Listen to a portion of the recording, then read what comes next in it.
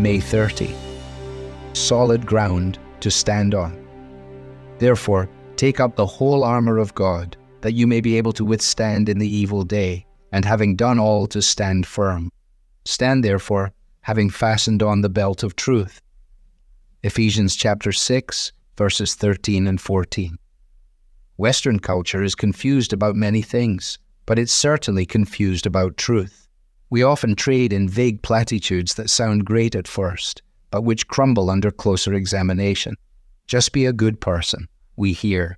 It doesn't really matter what you believe, just as long as you lead a good life and do your best.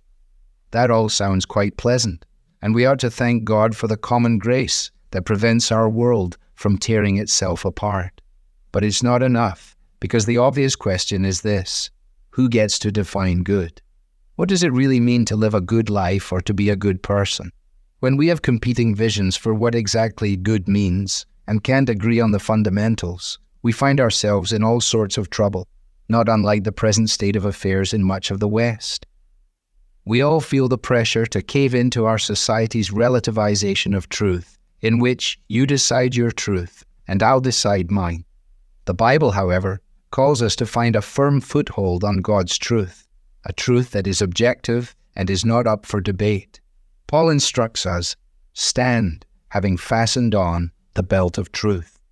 When we embrace our culture's confusion about truth, we are left to be tossed to and fro by the waves and carried about by every wind of doctrine, by human cunning, by craftiness in deceitful schemes. We simply have no solid ground to stand on. But when we plant ourselves in God's truth, we can firmly hold our ground and be ready to face whatever comes our way. Standing for truth won't prove easy. People might consider us hopelessly old-fashioned, dogmatic, or worse.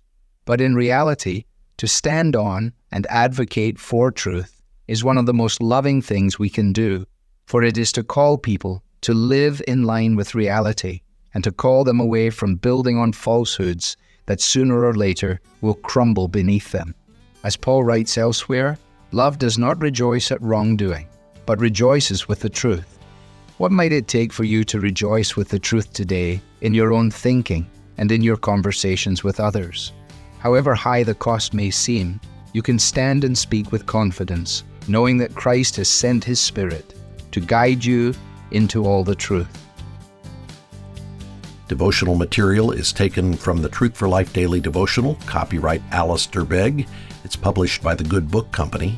This reading was digitally created by Truth for Life and is used with permission. For more clear, relevant Bible teaching, visit truthforlife.org.